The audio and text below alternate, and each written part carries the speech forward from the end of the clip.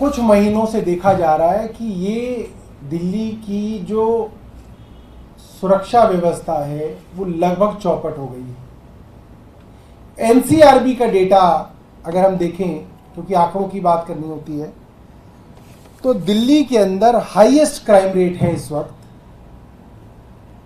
आप कह सकते हैं 1 लाख की आबादी पे दिल्ली में 1832 क्राइम्स हो रहे हैं, जो देश की एवरेज से 7 गुना ज़्यादा है। दिल्ली की एवरेज नंबर ऑफ क्राइम्स पर लाख पॉपुलेशन, और हर रोज 1179 क्रिमिनल केस रजिस्टर हो रहे हैं दिल्ली के अंदर। चार्जशीट का जहां तक सवाल है कि अगर मुकदमा दर्ज होता है तो चार्जशीट करके वो मामला कोर्ट में जाता है, मात्र 30% केसेस ही चार्जशीट में जा रहे हैं। इसका मतलब साफ है, जब मुकदमे दर्ज होते हैं आप उनमें इन्वेस्टिगेशन करके कोर्ट तक पहुंचाते ही नहीं है, तो किसी को सजा क्या मिलेगी, किसी को न्याय क्या मिलेगा, और क्राइम और बढ़ेगा, जो अपराधी हैं उनके हौसले और बढ़ेंगे। ये सीधे सीधे उपराज्यपाल विनय कुमार सक्सेना की इनएफिशिएंसी, इसे हिंदी में निकम्मापन कहते हैं, एक इनएफिशिएंट लेफ्टिनेंट गवर्नर साफ नजर आ रहे हैं कि जो काम उनका है, उनके पास 2 ही काम है, एक पुलिस, एक डीडीए, और पुलिस को उन्होंने चौपट कर दिया। वो एक स्कूल के प्रिंसिपल की तरह चिट्ठियां तो मंत्रियों को खूब लिखते हैं, खूब उपदेश देते हैं, अपने गिराबान में झांक के नहीं देखते आपके पास जो काम है वो क्या कर रहे हैं आप। हमारे यहां तो जो डिपार्टमेंट थे उनमें सारे अफसरों के ऊपर आपने कंट्रोल ले लिया, आप चुनी हुई सरकार को काम नहीं करने देते। आपके पास तो सारे अफसर हैं, सारा महकमा है, आप क्या कर रहे हैं पुलिस में? आप पूरी तरह से फेल हो गए। 2014 में जब ये केंद्र सरकार बनी थी तो दिल्ली पुलिस के अंदर करीब 5,500 रिक्तियां थी, और ये रिक्तियां बढ़ के अब करीब 13,000 हो गई हैं। तो लोग ही नहीं है, पुलिस ही नहीं है, पुलिस के महकमे में लोग ही नहीं है, क्राइम कैसे कंट्रोल होगा? क्या किया एलजी साहब ने इतने दिनों में, हमें तो कुछ नहीं मालूम। ऊपर से केंद्र सरकार ने पिछले साल पुलिस का बजट 4.5% घटा दिया है, और पिछले 3 सालों से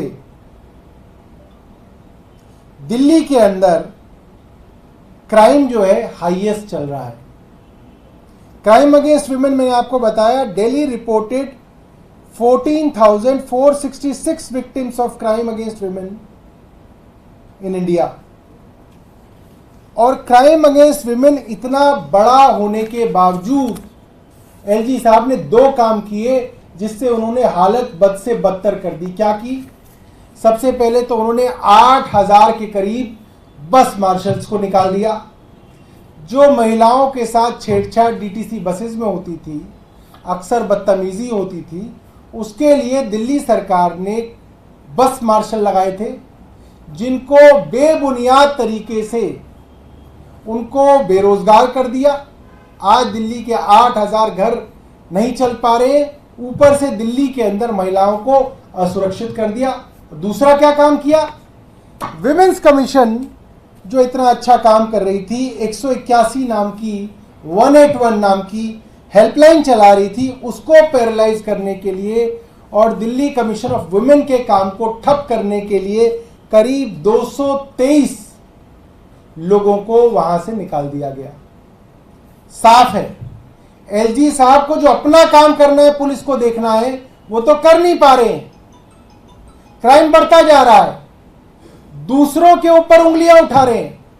भाई आप हमें इतना ज्ञान लिखते हैं चिट्ठी के अंदर, ऐसे करना चाहिए, वैसे करना चाहिए, आपके पास 2 डिपार्टमेंट, आप करके तो दिखाओ।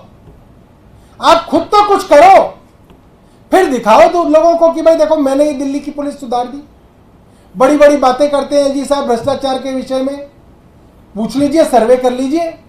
2 साल में दिल्ली पुलिस का भ्रष्टाचार बढ़ा है। जहां रिक्शा वाले से 300 रुपए लेता था पुलिस वाला, अब 500 रुपए ले रहा है। पता कर लो दिल्ली के अंदर। एक्सटॉर्शन बढ़ी है, करप्शन बढ़ी है, क्राइम बढ़ा है, रिक्स्थान बढ़े हैं। क्यों? क्योंकि एलजी साहब का ध्यान ही नहीं है इन कामों पे। एलजी साहब बस चुनी हुई सरकार के काम रोकने के अंदर लगे हुए हैं। अपना काम कीजिए एलजी साहब, हमारा उनको निवेदन है कि कृपया करके अपना काम करिए और फिर दिखाइए दिल्ली वालों को कि भाई मैं अच्छा काम कर रहा हूं, देखिए मैंने क्राइम में, लॉ एंड ऑर्डर में क्या काम किया। तो ये हमारा उनसे निवेदन है कि वे अपना काम करें और चुनी हुई सरकार के काम के अंदर टांग अड़ाना बंद करें। अगर आप ये वीडियो YouTube पर देख रहे हैं तो हमारे चैनल को सब्सक्राइब करें और बेल आइकन को दबाना ना भूलें। अगर आप Facebook पर ये वीडियो देख रहे हैं तो हमारे पेज को लाइक करें।